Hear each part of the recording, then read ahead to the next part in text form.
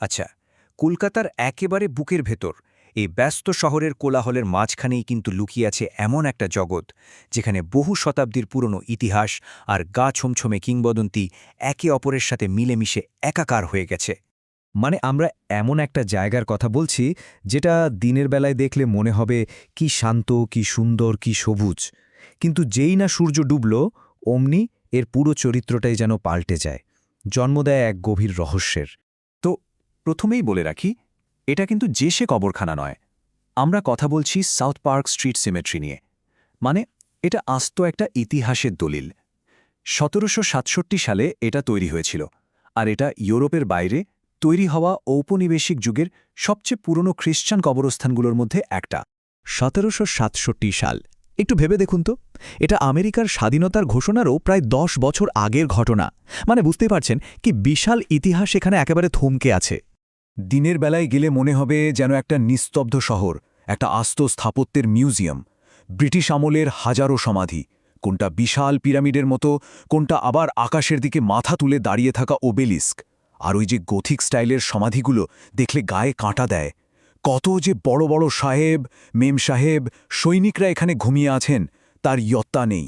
কিন্তু যেই না রাত নামে এই সব ইতিহাসের গল্পগুলো কেন যেন ফিকে হয়ে যায়।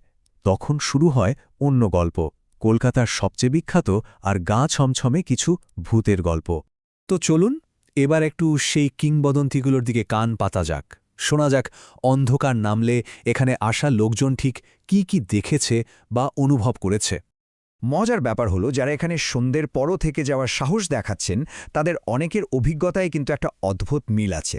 যেমন ধরুন, অনেকেই একটা লম্বা সাদা ছায়ামূর্তি দেখার কথা বলেন, বা হঠাৎ করে গা গুলোচ্ছে, মাথা ঘুরছে, এমনটাও হয়। আবার কেউ কেউ বলেন নিঃশ্বাস নিতে কষ্ট হয়। আর ছবি তোলার পর তো কথাই নেই, ছবিতে প্রায় নাকি অদ্ভুত আলোর গোল্লা বা ঝাপসা কিছু একটা দেখা যায়। তবে সবচেয়ে বিখ্যাত যে গল্পটা শোনা যায়, সেটা শুনলে গায়ে কাঁটা দেবে। একদল বন্ধু মিলে ছবি তুলেছিল, আর পরে ছবিটা ডেভেলপ করে দেখে তাদের সঙ্গে একটা বাড়তি ছায়া দাঁড়িয়ে আছে। ভাবুন একবার, এই একটা ঘটনায় কিন্তু এখানকার রহস্যকে একদম অন্য মাত্রায় নিয়ে গেছে। আর এই সব গল্পের জন্যই তো এটা এখন ভারতের মোস্ট হন্টেড জায়গাগুলোর একটা।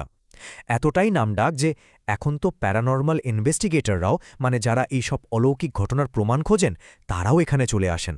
কিন্তু একটা প্রশ্ন তো আসেই, এই যে এত সব গা ছুমছমে অভিজ্ঞতা, এর পেছনে কি সত্যি কোনো অলৌকিক ব্যাপার আছে, নাকি এর কোনো যুক্তিসঙ্গত ব্যাখ্যাও থাকতে পারে? দেখুন, দুরকম কথাই কিন্তু বলা হয়। একদিকে যেমন লোকে ভূতের ছায়া দেখার কথা বলে, অন্যদিকে বিজ্ঞানীরা বলেন ওটা আসলে ওই অন্ধকার, নিস্তব্ধ পুরনো পরিবেশের একটা মনস্তাত্ত্বিক প্রভাব। আবার ধরুন হঠাৎ শরীর খারাপ লাগা, সেটার কারণ তো শহরের দূষণ বা আবহাওয়াও হতে পারে, তাই না? আর ছবিতে ওই যে অদ্ভুত আলো, ওটা তো ক্যামেরার লেন্সের সমস্যা বা টেকনিক্যাল গ্লিচও হতে পারে।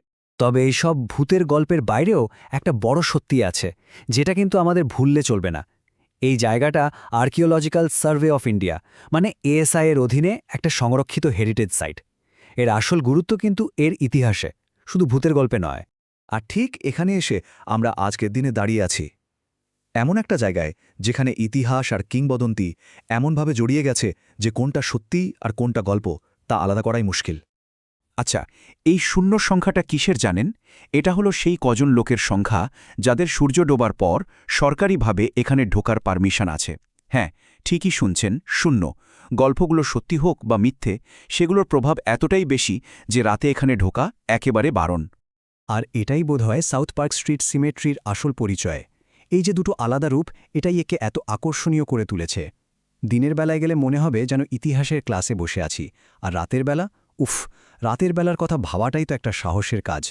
শেষ পর্যন্ত প্রশ্নটা কিন্তু থেকেই যায়, এই জায়গাটা কি শুধুই পাথরে খোদাই করা ইতিহাস, নাকি সন্ধে নামার সাথে সাথে যখন ছায়ারা লম্বা হতে শুরু করে তখন এখানে সত্যি অন্য কিছুর আনাগোনা শুরু হয়? এর উত্তরটা হয়তো বিশ্বাস আর অবিশ্বাসের মাঝখানের ওই আবছা জায়গাতেই লুকিয়ে আছে।